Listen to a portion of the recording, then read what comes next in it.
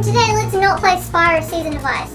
And I hope you're liking the new format changes just as much as I am. So yeah, I know near to fuck all about Spyro, which is why I got JPward back on the channel with me to fight the good fight again. And good fucking Christ-flavored cereal, I'm gonna need all the help I can get for this fucking donkey shit. Hello everyone, I'm JPward01, one of Fit Girlfriends, and I'm a Spyro connoisseur at your service. Spyro the Dragon, or otherwise known as the Arsonist in other parts of the world, is without a doubt one of the most iconic characters for the PS1. Most people, gamer or not, know who he is by reputation. That being said, I never really got into Spyro. Well, that was probably because when I decided to actually play a Spyro game, I rented it and then tossed it aside because Sonic Unleashed just came out.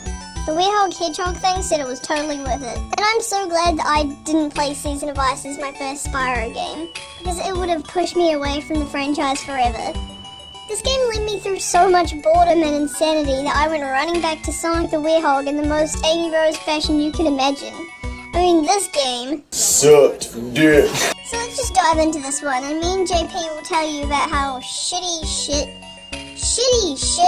So, Spyro Season of Ice. I don't have a copy of Spyro Season of Ice. However, I can tell you about it.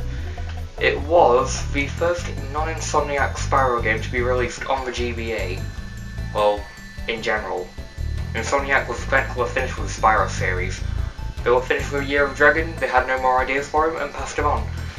The GBA titles were developed by Digital Eclipse though, and being the first non-Spyro game, it received fairly well reviews of around 70% on average, to be honest. But look, is it really worth it? Guess we'll level up. And this is preemptive of Dragonfly Spyro, so it should be good, shouldn't it? Season of Ice follows the story of Spyro and his friends, whose personalities and dialogue was just about as interesting as learning how to fucking ham-ha. The characters do at least retain their personalities from the PS1 trilogy, however. We have Spyro, the young purple dragon everyone loves, Hunter, who is never exactly the brightest bulb in the box but is good friends with Spyro regardless, Bianca, a loyal rabbit with magical abilities and former assistant of the sorcerer from Year of the Dragon, and Sparks, who's Spyro's guardian of sorts. I will admit though, they are nowhere near as detailed as they were previously. Not that I was expecting anything along the lines of antagonist to assistant change of size to help with protagonist's character development, but they just feel bland here. I won't complain much though, since this is a Spyro game. We don't always have the most detailed plots or characters, so I don't really mind it that much. Just as long as it didn't have this fucker in it. They get a balloon from their fairy friend asking for their help from the oppression of the Rhinox. And so our shoddy little adventure begins. So in this shitty action platformer, if you want to even use the word platformer, I wouldn't, it has a hub area system. And this works with the collectathon aspect of the game, as you would need some kind of structure, otherwise the game would become a little boring. Speaking of boring, portals to the hub worlds in Spyro games have always been nice, having that feeling of depth, but feeling like they actually went somewhere. Here though, they all look the same and we don't look anywhere near as interesting as before. But then again, GBA limitations are limitations. It includes one of the more larger hub worlds, which would be cool, you know, if you could see 10 meters ahead of you to navigate the fuck where you're going. The isometric perspective was added purely because they fucking hate you. With a few tweaks, the isometric perspective could work perfectly. Seeing how Crash Bandicoot already had the 2D side-scrolling for his games, it's understandable to see why this game tried to distance itself from that. But it has a few issues. First, the camera is way too close to Spyro, which prevents you from having a greater field of view, making it easy to get lost at times. And it's also quite easy to fail some jumps due to the lack of depth of perception you usually get from this perspective. Between certain platforms as well, it can be very indecisive. So the area you try to reach is actually much higher than you initially thought it was. It can just be a real pain at times. You're given 3 level types that are accessible via hub world, much like that of Rayman Raving Rabbids or the Crash Bandicoot GBA games. The Speedway levels in particular were probably the most fun I got out of this whole game. Me, the girl who genuinely couldn't give a fuck about shoot 'em ups. This shit's getting real fucking sad real quick. This is a type A shoot 'em up. Defeat specific enemies and you get more seconds to your clock. When you collide with some enemies, you lose time. But the enemies, yeah, you got me shaking there. This guy looks like he's missing his packet of Monster Munch to stand in front of. All shits and giggles aside, something feels familiar, you know? I don't know, just something about it. Oh my god. Put a dumbass Prince Charming wig on Spyro and throw him in a stupid ass jumpsuit and that's fucking Space Harrier. This dragon-like creature and the AI pattern just screams Space Harrier. Oh god, I remember playing Space Harrier 2 as a kid. I haven't played the Speedway sections myself because Season of Flame has alternative characters instead, but from what I've seen, they do appear similar to the PS1 trilogies.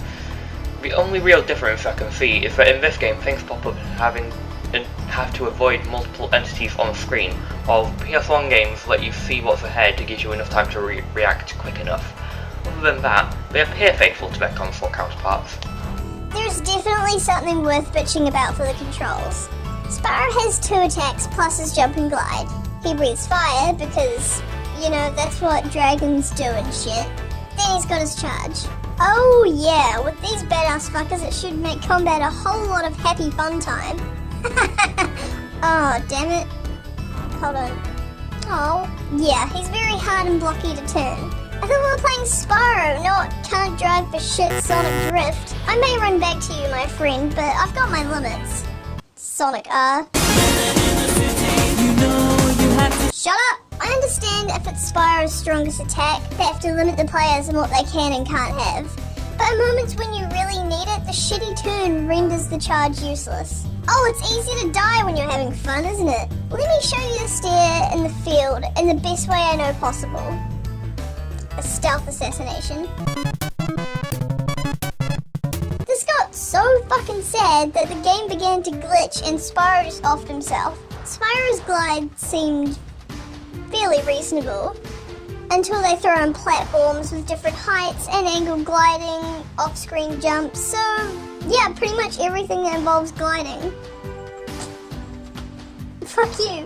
Personally, I prefer using Spyro's charge to get everywhere, but most of the time, the charge jumping is not that good. Unlike previous games, where you could easily time your jumps to make some platforming satisfying, Spyro lands just a fraction of a second after you press the button, jump, while you're charging. This catches me off guard and it really removes the point of charge jumping from the game entirely to me. And wouldn't you agree that a glide should cut off as soon as you release your finger from the button? Releasing it just serves as a notification to Spyro.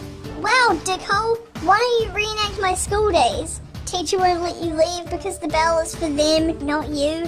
Whatever, bitch, I'm dropping maths. And good luck trying to land without my help, you fucking bastard.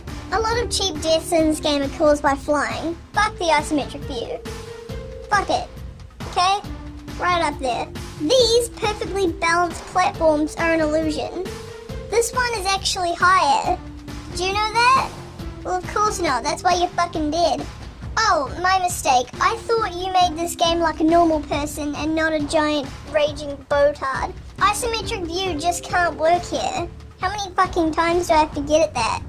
Yeah, like I said before, the isometric perspective is not for me, and at times I can find it a bit disorienting, especially in levels like Hummingbird Fort. You see this?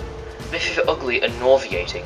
Who thought this was a good idea? And why did developers think it's a good idea to put enemies onto restrictive platforms with very little space to move around? That just seems like douchebaggery from the devs just for the sake of making a cheap challenge, when it's just a pain to deal with. One hit and you're done for. And let's not forget the enemies near platforms that can kill you if you're too careless. I mean, my advice, just use Flame Breath for all enemies near ledges, unless it is required to charge, thus decreasing the chances that you are to suffer. And no wonder it's so easy to obtain lives, because it's just too damn common to die. And sure, they may even the odds with that, but it can be a real bitch if you're on a mission that involves collecting, finding, or activating certain objects, because all the work you do resets once you die. Oh, and that's a large portion of the missions throughout the game, so have fun with that, kiddies! The The kickback from the enemy attacks were designed to make you swear like a fucking sailor. Purely designed to send you flying off the nearest edge like you're on ice. Oh. It's almost like Spyro's laughing in your face with a game that even he couldn't be bothered with. Well, I wouldn't act so cocky, Spyro, after you took the new top spot for the childhood-friendly purple reptile.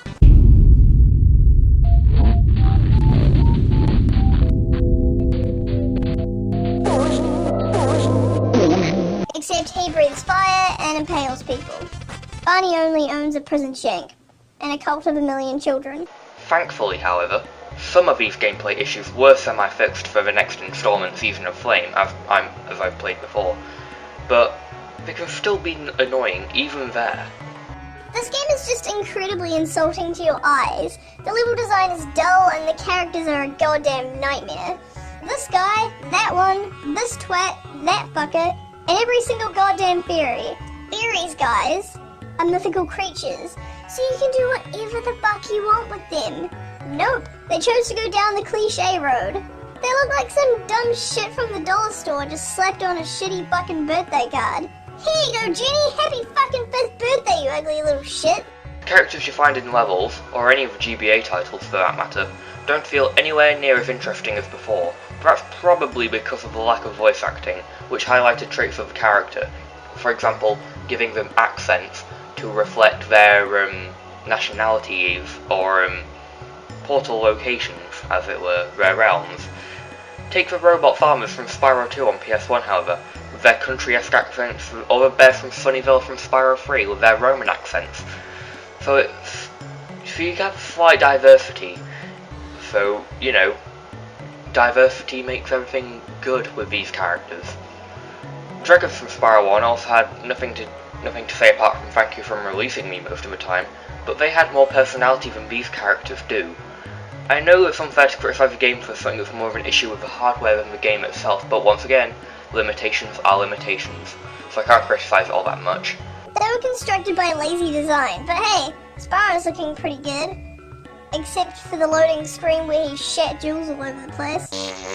So I can only guess his friends must look just as good, right? Holy code brown! They look like they've spent 5 nights at Freddy's! The loading screens aren't actually that bad to me. I find them more of a cute homage to the loading screens of the PS1 trilogy that show Spyro flying to the next realm, just nowhere near as detailed. You can also see right down to Spyro spewing gems from precursors only know. If I had a minor issue with them though, it's that they had to change the background to fit the environment of the level they were going into, but other than that, I actually kinda like them. I suppose you can still have fun with a game despite it being a butterface. But with these fucking dog shit controls, you're treading on thin ice, man. There was a pun in there somewhere. It wasn't very entertaining. Kinda like this game. You want some real cheap shit? Check out the Rhinox. They look like they front Indonesian cereal. I mean, look, remember when enemies were supposed to be intimidating and not make you want to laugh until you shit? Wow, I'm sorry you had to see these disasters. They suck. I wouldn't go that far, but what is this thing? Grendel? Looks like Elmer and Oscar the Grouch that did dirty in the rubbish bin, then played Sonic Forces, expressing both anger and disappointment. It's like a terrible image to put in your head though. I apologise about that. So this thing tries to use the Sorcerer's spellbook to become more intelligent, and that backfired, so as a result it gave him 2 heads and 4 headaches. I will give him credit where it's due though. He at least had a reason to be the antagonist. To reverse the spell, he has to make a potion which requires the wings of 100 fairies.